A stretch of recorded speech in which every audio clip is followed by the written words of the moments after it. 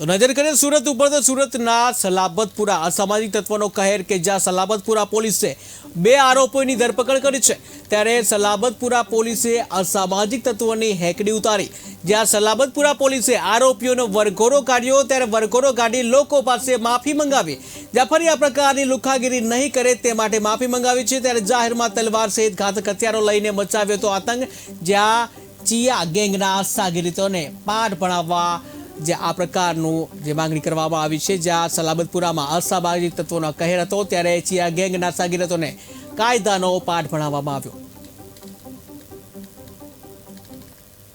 Salabatpura police station વિસ્તારમાં એક મસ્જિદ પાસે 4 વ્યક્તિઓ આવીને મસ્જિદમાંથી બહાર આવનાર વ્યક્તિ શેખ અસલમને એવું કહે કે તે આ મસ્જિદની ટોપી પહેરીને કેમ બહાર ફરે છે। એ બાબતે બંને લોકો વચ્ચે બોલાચાલી થઈ।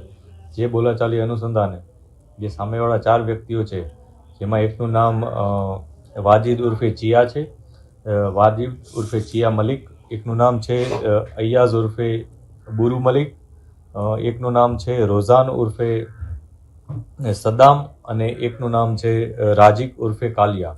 આ 4 વ્યક્તિઓએ શેખ અસલમ નામના વ્યક્તિને ધોકા અને બીજા ઘાતક હથિયારો વડે માર માર્યો હતો, જેના અનુસંધાને પોલીસે આ 4માંથી 2 વ્યક્તિઓની ધરપકડ કરી છે। 2 વ્યક્તિઓની ધરપકડ માટે પોલીસ અત્યારે તેઓને શોધી રહેલ છે। આ બનાવમાં હકીકત એ મુજબ હતી કે જ્યારે ફરિયાદી મસ્જિદમાંથી નમાઝ પઢીને જે રમજાનનો સમય અત્યારે ચાલી રહ્યો છે ત્યારે તેઓ રોજા માટેના સામાન લઈ અને જતો હતો અને મસ્જિદમાંથી નમાઝ પઢીને બહાર આવ્યા હતા। આ દરમિયાન સામેવાળા વ્યક્તિઓએ તેને એવી રીતના વાત કરી હતી કે તું આ ટોપી પહેરીને કેમ બહાર ફરે છે। આ બાબતે તેઓ વચ્ચે બોલાચાલી થઈ।